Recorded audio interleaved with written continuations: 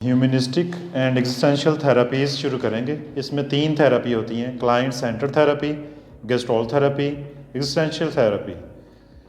तीनों हम एक साथ इकट्ठी नहीं कर सकते, लेकिन आज हम समझेंगे ह्यूमनिज़म क्या है, ह्यूमनिस्टिक एंड एग्जिस्टेंशियल अप्रोच है क्या।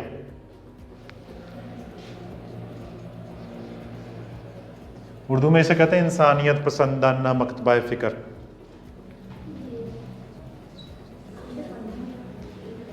Humanistic and existential therapies.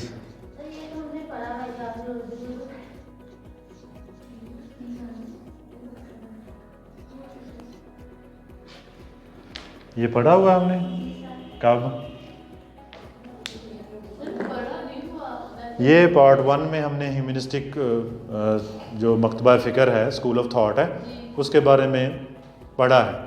लेकिन अब हम इसे एक तरीका इलाज के तौर पे कैसे इस्तेमाल करेंगे, ये करेंगे। Got it? क्या चेंज आया इसमें?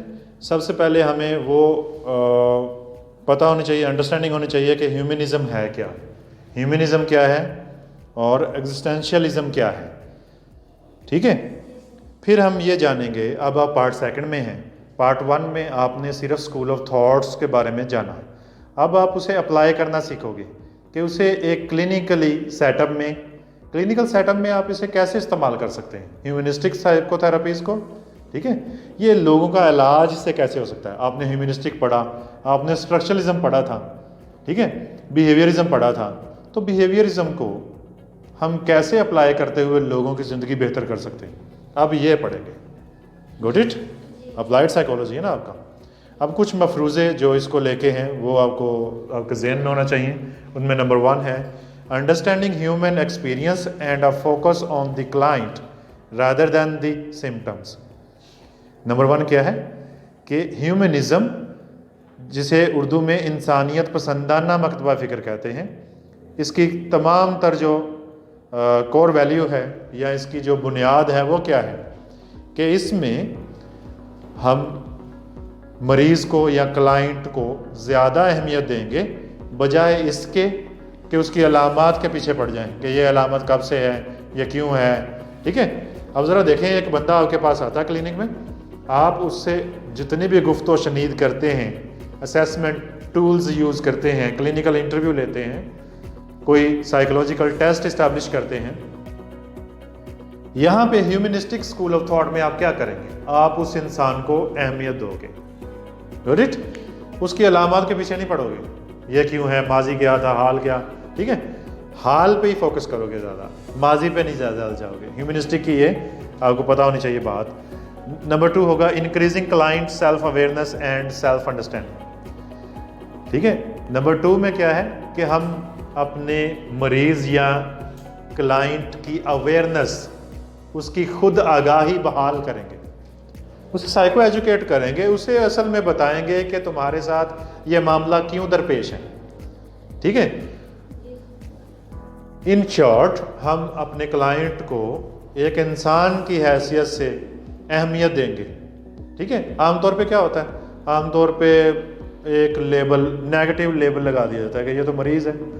ठीक है, एक ऐसा एहसास अपने क्लाइंट को दिया जाता है कि वो कमतर है, उसमें तो अलामात हैं, वो तो सिम्टोमेटिक है, उसका बिहेवियर तो अच्छा ही नहीं है, तो उसे एक नीचा किस्म का उससे ताल्लुक़ बनाया जाता है, जबकि ऐसा नहीं है। ह्यूमनिज़म में ऐसा नहीं है। क्या ये समझ आया आपको? ये 2 चीज़ें मैंने आपके साथ शेयर की हैं, इनको आप मज़ीद भी एक्सप्लोर कर सकते हैं। अब आते हैं ह्यूमनिस्टिक थेरेपीज़ की तरफ। कोई प्रॉब्लम है तो पूछ लें।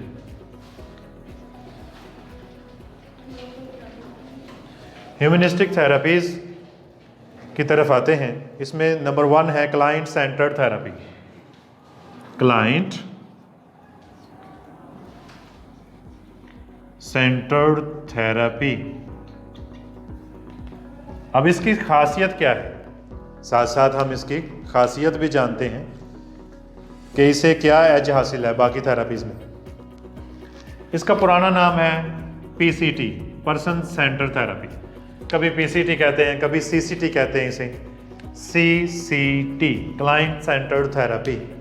ठीक है, तो इसके मुख्तलिफ नाम हैं जो वक्त के साथ बदलते रहे। सबसे पहले तो इसे PCT कहा जाता था, पेशेंट सेंटर्ड थेरेपी। फिर ह्यूमनिस्टिक, आपको पता है ह्यूमनिज्म वाले इंसानियत को अहमियत देते हैं, इंसान को अहम समझते हैं, ठीक है, वो कमतर नहीं समझते। वो कहते हैं कि इंसान में, हर इंसान में पोटेंशियल है, हर इंसान काबिल तकरीम है, काबिल इज़्ज़त है, हर इंसान को वही इज़्ज़त मिलनी चाहिए जो बाकियों को मिलती है। क्यों फिर इस बंदे को क्यों कम इज़्ज़त दी जाए जो मरीज़ है? तो इन्होंने कहा कि किसी को मरीज़ कहना भी इसकी तौहीन है, ठीक है। जब आप उसे कहते हैं ना मरीज़, डिप्रेशन का मरीज़ आ गया ये वो, तो वो एक नेगेटिव सेल्फ लेबल है। सोसाइटी वाले भी उसे, अच्छा ये थोड़ा ढीला हिला हुआ है, ठीक है, इसे नफ्सियाती मसला है। आप यकीन जाने हमारे यहाँ किसी को कोई और तिब्बी मसला हो ना, शुगर हो, डायबिटीज़ हो, कैंसर हो इवन, तो नो प्रॉब्लम, बड़े फ़ख्र से बताते हैं वो कैंसर ना फौत हो गया जी, उसे कैंसर है, उसे TB है, ठीक है। जबकि किसी को साइकोलॉजिकल इशू हो, इस पे शर्म करते हैं। ऐसी शर्म, आप जानते हैं ना सोसाइटी को, सोसाइटी में उसे छुपाया जाता है कि पता ना चल जाए हमारे यहाँ, वो अच्छा उन्होंने दी कुड़ी पागल है, उन्होंने ऐसे है वैसे है, ऐसा होता है ना।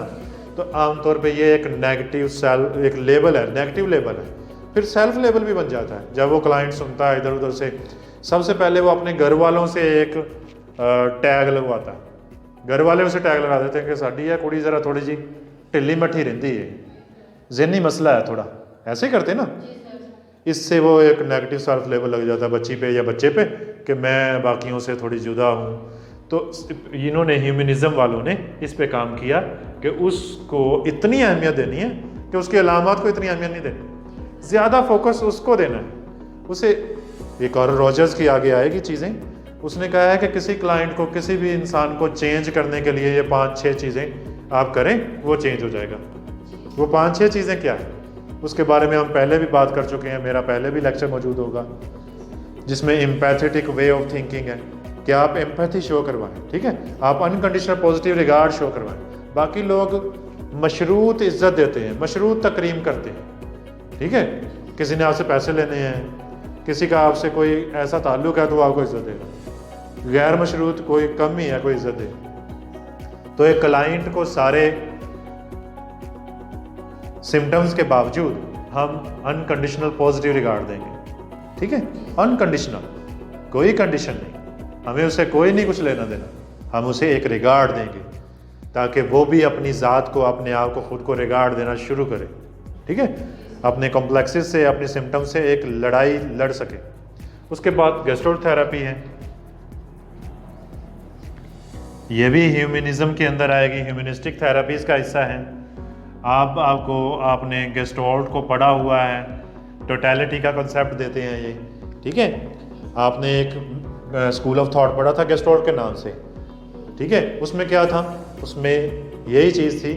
अब क्लिनिक में इसे कैसे यूज़ करेंगे? आप एक गेस्टोल्ट थेरेपिस्ट के रूप में अपने क्लिनिक में बैठे हुए, एक क्लाइंट जब आएगा तो आप क्या, एक तो ह्यूमनिज़म के दायरे में रहेंगे कि इसे इज्जत देनी है, एक आप गेस्ट्रोल थेरेपी अप्लाई कर रहे हैं क्योंकि आप गेस्ट्रोलिस्ट हैं, तो आपका फोकस होगा एज आ होल और करंट मूवमेंट पे फोकस होगा। उसके बाल बिखरे हैं तो आप उसके बिखरे बालों पे बात करेंगे, माजी नहीं खंगालना शुरू करेंगे, साइकोडायनामिज्म में नहीं जाएंगे, साइको एनालिसिस में नहीं जाएंगे, ठीक है। एक गेस्ट्रोल थेरेपिस्ट क्या करता है, जब गेस्ट्रोल थेरेपी पढ़ेंगे तो इसकी टेक्निक्स को डिस्कस करेंगे। मैं कुछ उसका ओवरव्यू आपको दे रहा हूँ कि ये कहते हैं कि इंसान को ये करना चाहिए कि अपने प्रेजेंट मूवमेंट पे फोकस करना चाहिए।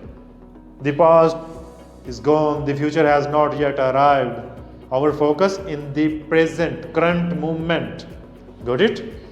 वो जो बीत गया, माजी गुजर गया, ठीक है, जो आना है वो तो अभी आया ही नहीं, जब आएगा देख लेंगे।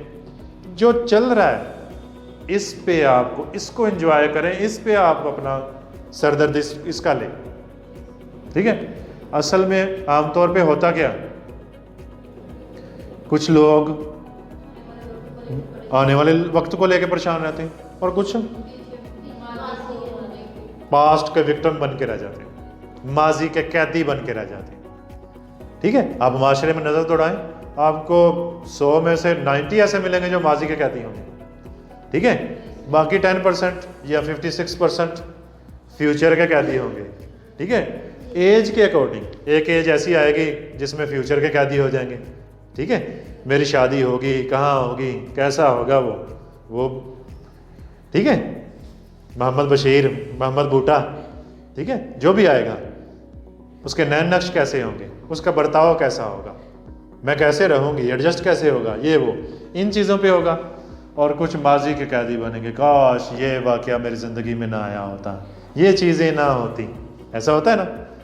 तो हमने एज अ गैस्ट्रोथेरेपिस्ट अपने क्लाइंट को ये मदद देनी है कि वो अपने करंट मोमेंट को सेलिब्रेट करे।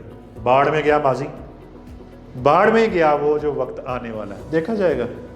ठीक है, हम क्या करते हैं,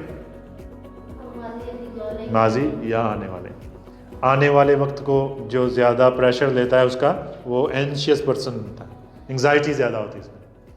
ठीक है, जो माजी में खोया रहता है वो डिप्रेशन का शिकार हो जाता है, वो डिप्रेसिव होते हैं पर्सनैलिटीज़। Got it.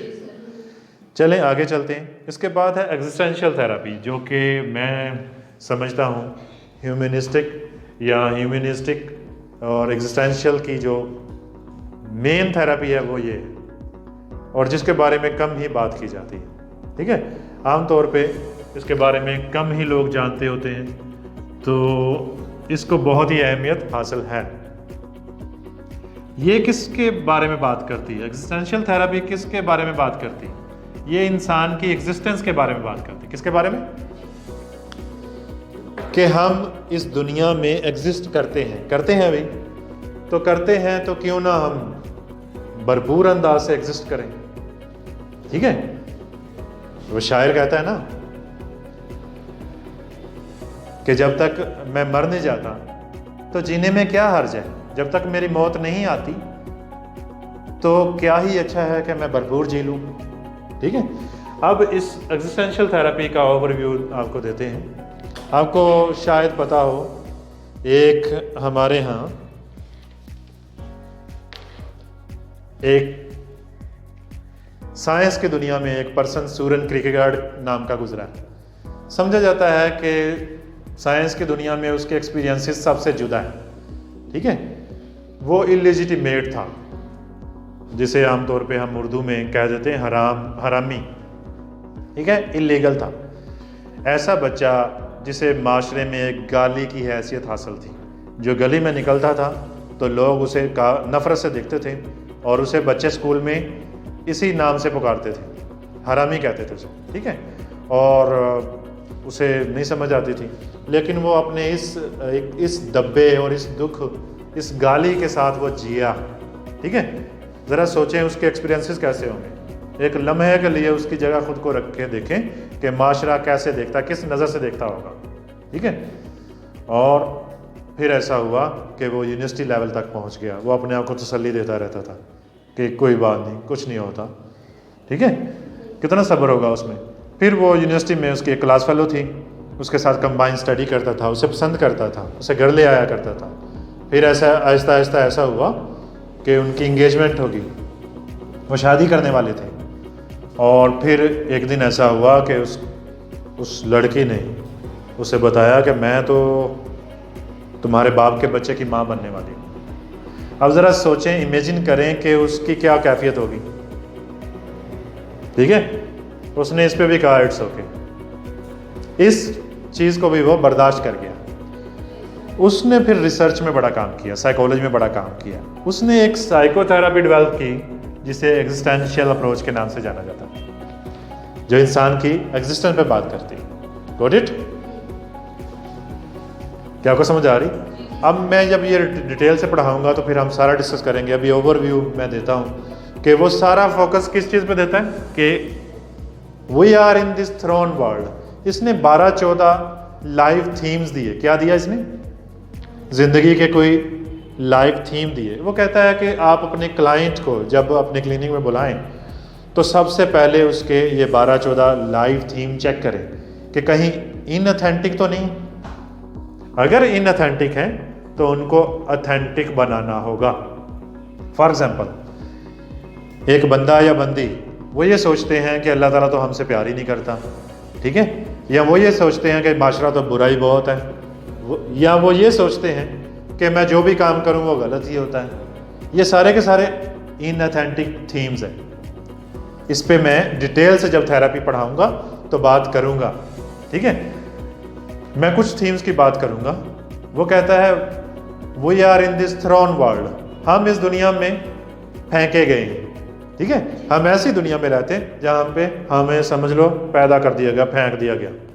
ज़रा सोचें उसकी बायोग्राफी, ज़रा सोचें कि वो बेचारा खुद ऐसा था, इलेजिटिमेट था, समझे वो फेंका ही गया था, उसकी मर्जी तो नहीं, हमारी किसी की भी मर्जी नहीं, हम इस दुनिया में आए हैं।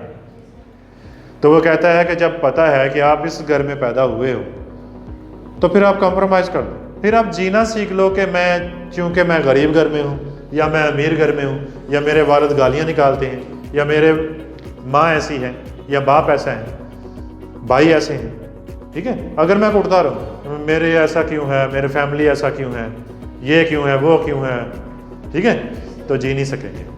तो जितना जल्दी हम अपने इस थीम को ऑथेंटिक कर लें कि बस अब जीना है, जहाँ पे भी हमें पैदा कर दिया गया है, फेंक दिया गया है, इसी में जीना है। मैं गली में निकलूँ और मैं बड़े बड़े घर देखता रहूँ और मैं कहूँ काश मैं इस घर में पैदा होता, मैं इस घर में फेंका जाता, मेरी माँ फलां होती, मेरा भाई फलां होता, ठीक है। ये तो कोई बात ना हुई। क्या आपको समझ आ रही बात? तो इसके बारे में भी हम डिटेल से बात करेंगे। Existential therapy focuses on free will. हर किसी की मर्जी है, ठीक है, फ्रीडम ऑफ चॉइस है। वो कहता है कि हम अपना आप खुद बनाते हैं, हम सारी चीज़ों में हमारा ही किया धरा सामने आता है। जब हम कहते हैं ना मेरे साथ ऐसा हो गया वैसा हो गया, तो असल में ये हमारी अपनी ही मर्जी होती है। Self determination and the search for meaning. हर इंसान अपनी ज़िंदगी को मानी खुद देता है। वो चाहे तो अपनी ज़िंदगी को मानी दे दे, आई एम अ लूज़र, ठीक है। वो चाहे तो अपनी ज़िंदगी को कोई ऐसे मानी दे दे कि वो सक्सेसफुल हो जाए। सेल्फ एस्टीम, ठीक है, सेल्फ एफिकेसी, सारा कुछ उसके खुद के दम से है। 3 types of humanistic therapy are especially influential. Client-centered therapy rejects the idea of therapists as authorities on their clients' inner experiences. जो PCT है इसने ये आइडिया रिजेक्ट कर दिया कि एक साइकोलॉजिस्ट अपने क्लाइंट को अथॉरिटी कैसे जिता सकता है, तुम ये करके आओ, तुम वो करो, ठीक है। जब भी एक PCT का माहर, एक CCT का माहर जो इलाज कर रहा होता है, तो वो अपने क्लाइंट को, इसे कहते हैं कोलैबोरेटिव अप्रोच, कि मिलकर काम करना। क्लाइंट से पूछना है तुम क्या चाहते हो, ऐसा कर लें, उसे सारा आइडिया बताना है कि हम अब ऐसा करने जा रहे हैं, हम अब ऐसा करेंगे। Got it? ये एक ब्रीफ इंट्रोडक्शन हुआ है। अब हम किसी भी एक थेरेपी पे चले जाएंगे, ठीक है।